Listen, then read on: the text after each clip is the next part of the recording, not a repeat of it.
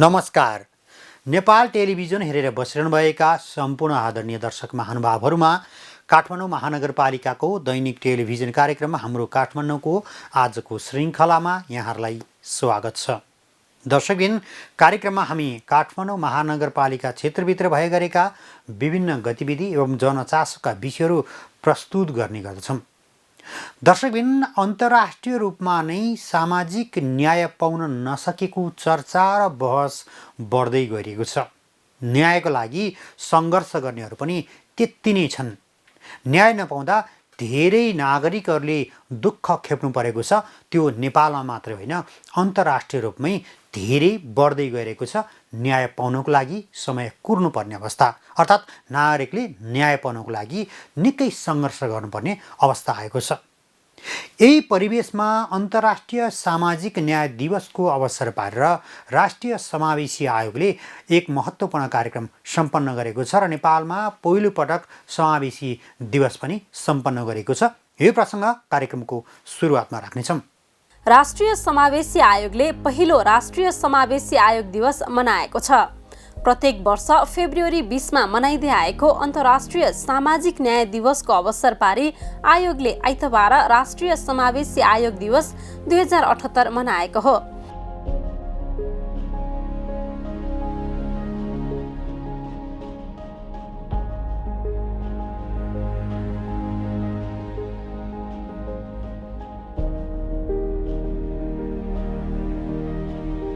दिवसका अवसरमा काठमाडौँमा आयोजित कार्यक्रमलाई सम्बोधन गर्नुहुँदै सङ्घीय मामिला तथा सामान्य प्रशासन मन्त्री राजेन्द्र प्रसाद श्रेष्ठले मुलुकमा बसोबास गर्ने सबै वर्ग र समुदायलाई सामाजिक न्यायका साथै समानताका अवसर उपलब्ध गराउन सकेमा मात्र समाजवाद सफल हुने बताउनुभयो।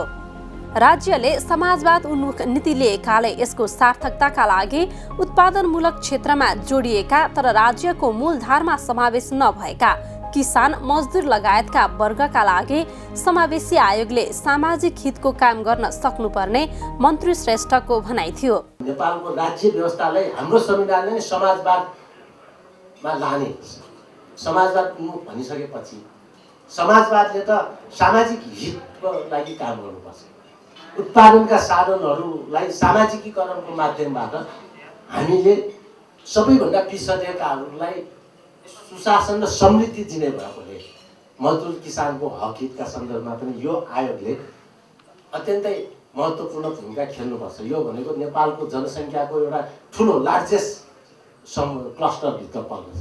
त्यस हिसाबले मजदुरहरूको हक हित, उहाँहरूको लोक कल्याणकारी सामाजिक कल्याणका कामहरूदेखि यी सबै काममा पनि यो आयोगले सरोकार राख्ने भएको हुँदाखेरि समाजवाद निर्माणमा एउटा नेतृत्वदायी भूमिका मजदुर किसानहरूले खेलेकै हुन्छ। त्यसकारण यो क्लस्टरको लागि पनि न्याय कसरी गर्ने भन्ने कुराहरू यस आयोगले सोच्नै पर्छ जस्तो मलाई लाग्छ। कार्यक्रममा आयोगका अध्यक्ष डाक्टर रामकृष्ण तिमल सेनाले आयोगको कार्यक्षेत्रभित्र रही किसान, मजदुर, पिछडिएका वर्ग लगायतका लक्षित नागरिकको सशक्तिकरणका लागि अध्ययन अनुसन्धान लगायतका कार्य भइरहेको बताउनुभयो। नेपाल राज्य बनाउनको लागि अति धेरै जीवन उत्सर्ग गर्ने यहाँका किसानहरू, यहाँका श्रमिकहरू, यहाँका ज्येष्ठ नागरिकहरू, यहाँका अपाङ्गता भएका व्यक्तिहरू, अझ भनियो भने आवाजविहीन, आवाजै नसुनिएका नागरिकहरूको योगदानलाई हामीले आत्मसात गरेर यी आयोगका लक्षित वर्गमा हामीले काम गरिरहेका छौँ र ती लक्षित वर्गहरूमा खसार्य, पिछडा वर्ग, अपाङ्गता भएका व्यक्ति, ज्येष्ठ नागरिक, श्रमिक, किसान, अल्पसङ्ख्यक एवं सीमान्तकृत समुदाय तथा पिछडिएको वर्ग र कर्णाली तथा आर्थिक रूपले विपन्न वर्ग लगायतको समुदाय रहेको छ। आयोगले उल्लिखित लक्षित वर्गहरूको अधिकारको संरक्षण र सम्वर्धन तथा त्यस्तो समुदायको सशक्तिकरण गर्नको लागि अध्ययन, अनुसन्धान, अधिकारको संरक्षण तथा पैरवीका कामहरू गर्दै आएको यहाँहरू समक्ष निवेदन गर्न चाहन्छु। आयोगमा रही सेवा पुर्याउनु भएका पूर्व सचिव तथा सहसचिवहरूलाई कार्यक्रममा सम्मान पत्र तथा नगद राशि सहित सम्मानित गरिएको थियो। आयोगले गत आर्थिक वर्षमा शून्य बेरुजु कायम गरेर नेपाल सरकारबाट सर्वोत्कृष्ट आयोगको रूपमा पुरस्कृत भएकाले उहाँहरूको योगदानको कदर गर्दै सम्मानित गरिएको हो।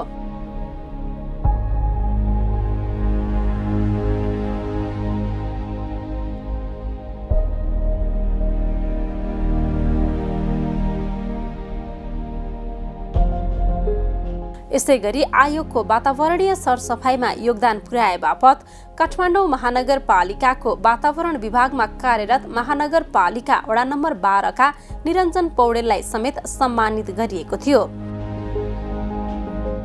नेपालको संविधानको धारा 258 मा खस आर्य, पिछडा वर्ग, अपाङ्गता भएका व्यक्ति, ज्येष्ठ नागरिक, श्रमिक लगायतका समुदायको हक अधिकारको संरक्षण र सम्वर्धन गर्न, अध्ययन अनुसन्धान गर्ने लगायतका कार्य गर्न तथा यस क्षेत्रसँग सम्बन्धित कानुन कार्यान्वयन अवस्थाको अनुगमन गरी नेपाल सरकारलाई सिफारिस र सुझाव दिने उद्देश्य सहित राष्ट्रिय समावेशी आयोगको व्यवस्था गरिएको छ।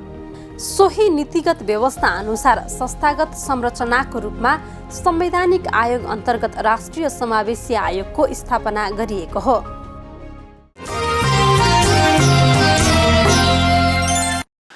दर्शकबिन, कोभिड-19 महामारी रोक्न र त्यसलाई नियन्त्रण गर्नको लागि नेपाल सरकारले विभिन्न अभियानहरू नै जारी राखेको छ। त्यसमाथि पनि स्थानीय सरकार मार्फत कोभिड सङ्क्रमण रोकथाम र नियन्त्रण गर्नको लागि सङ्घ सरकारले यस्ता कार्यक्रमहरू निरन्तर गर्दै आइरहेको छ। काठमाडौँ महानगरपालिकाले कोभिड-19 सङ्क्रमण देखा परेको र लकडाउनका समय पनि धेरै काम गर्यो सङ्क्रमण रोकथाम र नियन्त्रण गर्नको लागि। भ्याक्सिन लगाउने काममा पनि काठमाडौँ महानगरपालिका आफूलाई क्रियाशील ढङ्गले प्रस्तुत गर्दै आइरहेको थियो। यतिखेर भने फेरि काठमाडौँ महानगरपालिकाले 12 वर्षभन्दा माथि उमेर समूहका नागरिकहरूलाई कोभिड-19 विरुद्धको भ्याक्सिन सुरुवात गर्ने भएको छ।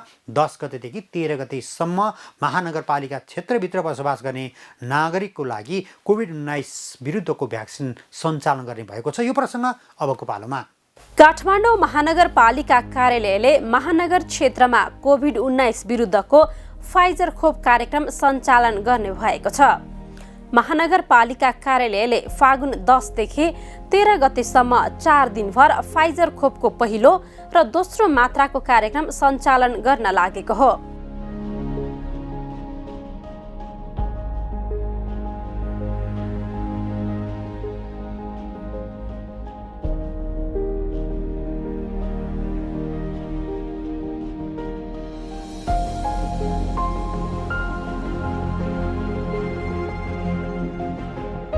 महानगरपालिकाको स्वास्थ्य विभाग मार्फत जारी पत्रमा जनाइए अनुसार कोभिड-19 विरुद्धको खोप लगाउन छुटेका 12 वर्षदेखि माथिका उमेर समूहका सबैलाई यस कार्यक्रम मार्फत फाइजरको पहिलो मात्रा लगाइनेछ। यसै गरी दोस्रो मात्रा लगाउन छुटेका 12 वर्ष उमेर समूह माथिका सबैलाई यही कार्यक्रम मार्फत दोस्रो मात्राको खोप लगाइनेछ। यस्तै कोभिड-19 विरुद्धको जुन कुनै खोप लगाएको 6 महिना पुरा भएका व्यक्तिलाई बुस्टर डोजको रूपमा फाइजरको खोप लगाइनेछ।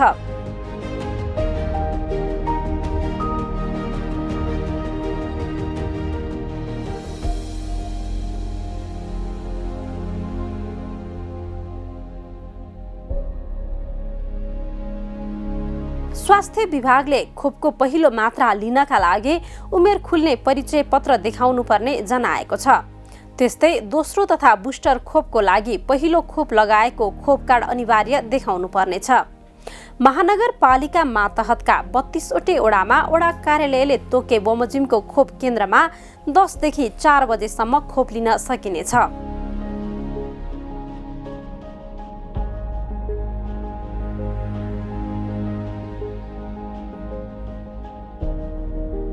महानगरपालिकाले विभिन्न कार्यक्रम मार्फत कोभिड-19 विरुद्धको खोप अभियानलाई निरन्तरता दिइरहेको छ।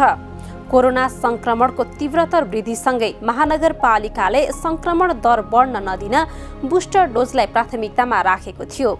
हाल लक्षित वर्गलाई समेट्ने गरी पहिलो, दोस्रो तथा बुस्टर डोजको रूपमा खोप कार्यक्रम सञ्चालन गर्दैछ। कोरोना भाइरस विरुद्ध दिइने खोपबाट शरीरमा विकसित हुने रोग प्रतिरक्षात्मक क्षमता घट्दै गएपछि त्यसलाई पुनः सक्रिय बनाउन बुस्टर डोज लगाउन आवश्यक भएकाले पनि महानगरले खोप कार्यक्रमलाई निरन्तरता दिइरहेको छ।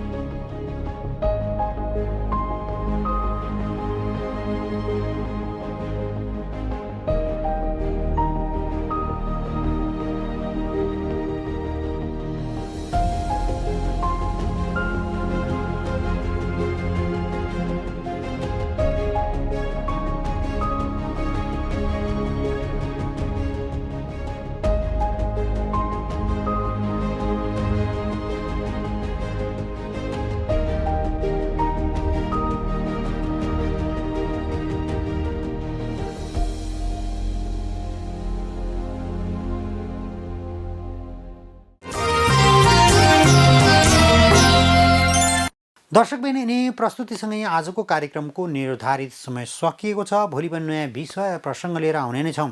तबसम्मको लागि सम्पूर्ण टिमसहित म वैकुण्ठ भण्डारी बिदा चाहन्छु। काठमाडौँ महानगरपालिकाको गतिविधि समेटेर तयार पारेको कार्यक्रम हाम्रो काठमाडौँ मात्र नेपाल टेलिभिजनमा हरेक दिन साँझ 6:25 बजे र पुनः प्रसारण बिहान 10 बजे हेर्न नबिर्सनुहोला। नमस्कार।